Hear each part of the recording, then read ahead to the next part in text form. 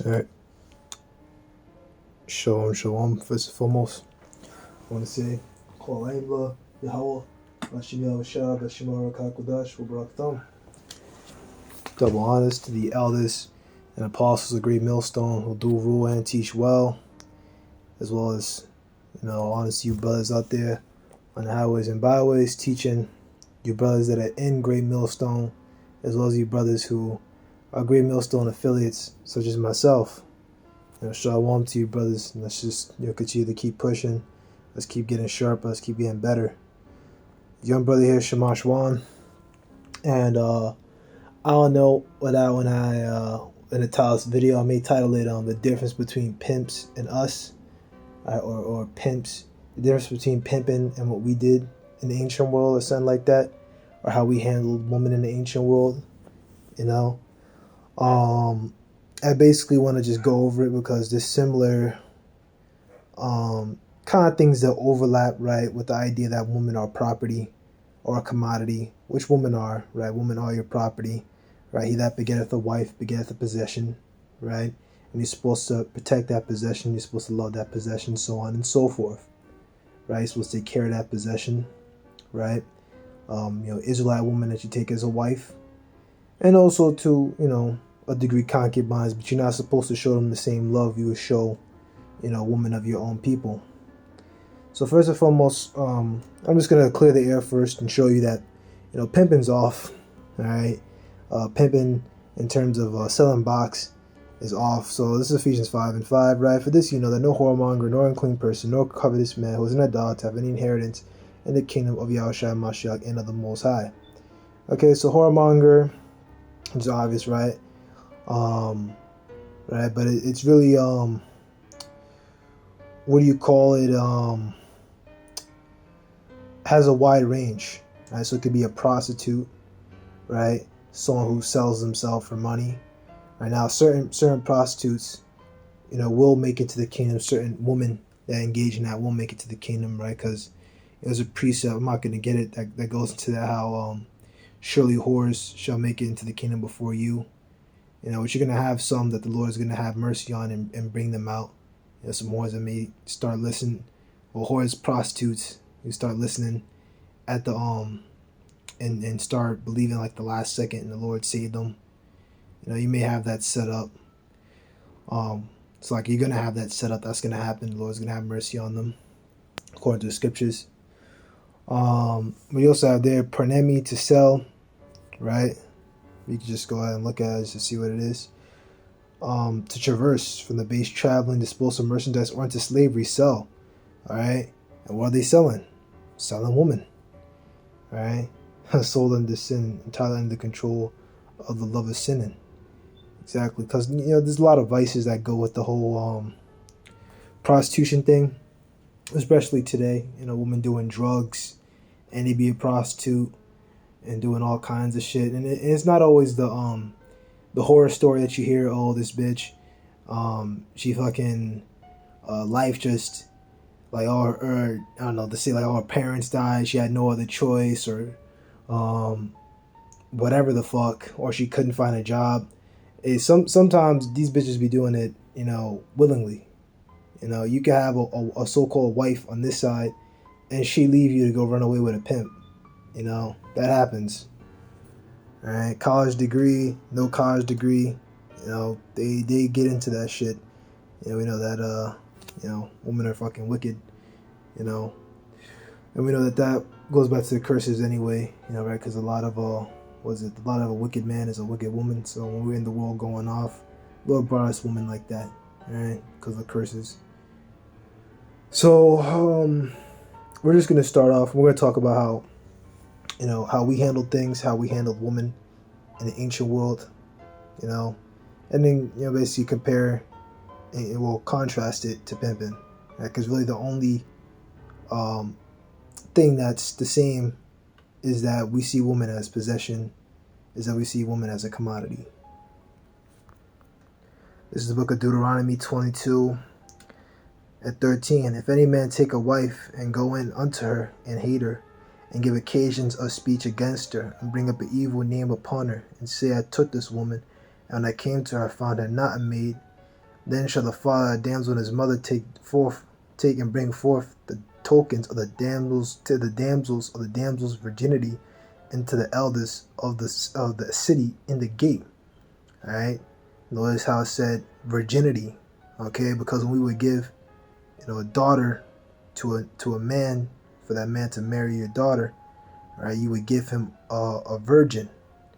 All right, because really, when you go into the whole marriage thing, the whole idea of marriage is that you give it's a combination of bringing together two families, but also the idea of the father giving up that authority to this other man.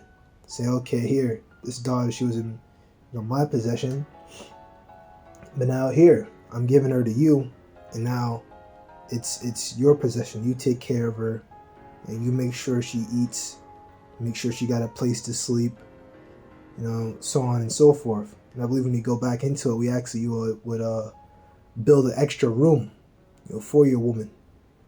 This thing that you got nowadays with men and women sharing a bed, man. That's wicked, man. I'm just gonna say it's wicked, man, because number one, not to be over righteous. If you have that, set up with your woman, you gotta just deal with it. But that ain't the way it's supposed to be, man. You're not supposed to be living like that, two people on top of each other, all day. That's probably one of the reasons why the divorce rate is so high, man. It's probably because of that too. Just spending too much time together. That's just all the more reason why it's great that we, Wadi Habashim Yahushua for this truth, man. We have a Sabbath. You're supposed to take that time, take a break from your woman, get away from her. You need to, give all that stuff a break. And then she has a period, right? And you're supposed to stay away from her during that time too. You're supposed to have sex with a woman during a period. All right. Moving on. Then shall the virgin, the father, the damsel, and her mother take and bring forth the tokens of the damsel's virginity unto the elders of the city in the gate. Okay, once again, that's a big difference. We give virgins, and then there's a law that basically if you have a woman and her first husband died, she can only be married once. Okay, and that's it. All right. That's different from pimping, where you just, selling used goods. All right. Because I was watching one interview of a pimp, and he was kind of talking about the the underworld scene, and how all the crime and stuff play out. And he was talking about it, and he was he was saying, basically trying to say that Abraham pimped out Sarah when he was going through Egypt, which that wasn't pimping. All right, that was out of necessity, that was out of urgency, and the Lord had it set up for him to get riches anyway, so that's not pimping. All right, we were fiercely against pimping in the scriptures. All right. And the damsel's father shall say unto the elders, I gave my daughter unto this man the wife, and he hateth her. And lo, he have given Slakia just had lunch. I given occasions of speech against her, saying, I found not thy daughter a maid. Yet these are the tokens of my daughter's virginity, and they shall spread the cloth before the elders of the city, right? Because you had that. So the virginity was like a cloth they laid under the woman when the man would go into her. The blood would appear on the cloth. When you go into it, it's like I don't know what it's called, but it's like an organ that's there in the woman's box when she's like a virgin, and when the man goes in onto her, he basically like pierces that like organ, and that's why she starts to bleed, out of there when she loses her virginity, something like that. But the woman, these women out here, they're gonna be virgins in the kingdom. You women that are in the truth, when you get to the kingdom, when you get the new body, when you get saved on this side, Lord willing, you'll get a new body, and you'll be refreshed, and you'll have your virginity back.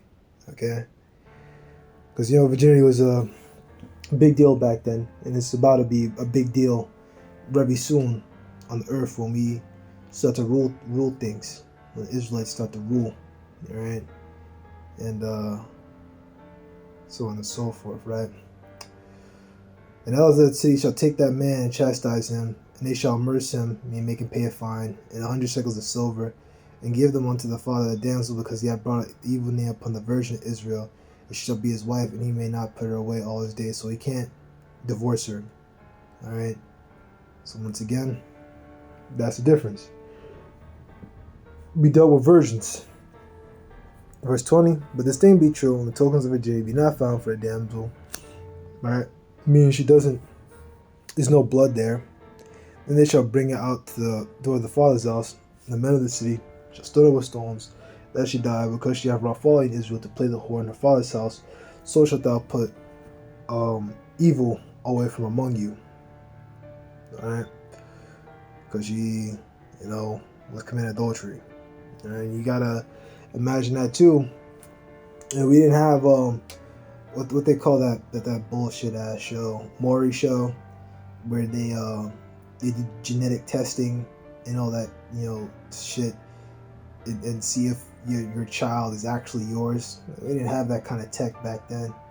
Now we had the Urim and the Thummim, right? And the Levites, they would connect that to the Heavenly Father, and you have that whole law. If a man believes his woman is committed adultery on him, he would go to the Levites, and then they would do something with the Urim and Thummim and connect to the Heavenly Father, and they would basically know that the woman was going off, and there was a whole big thing about it with the water. You push on the woman, you put water on the woman. If the water starts to stink, then you know she did it. But if it didn't, then you know that she was fine. But yeah, let's get another precept. Okay. Exodus 22:16. And if a man entice a maid that is not betrothed, meaning promised to another man, and lie with her, he shall surely endow her to be his wife. If her father utterly refuse to give her unto him, he shall pay money according to the dowry of virgins. Now, that's pretty self-explanatory. Alright?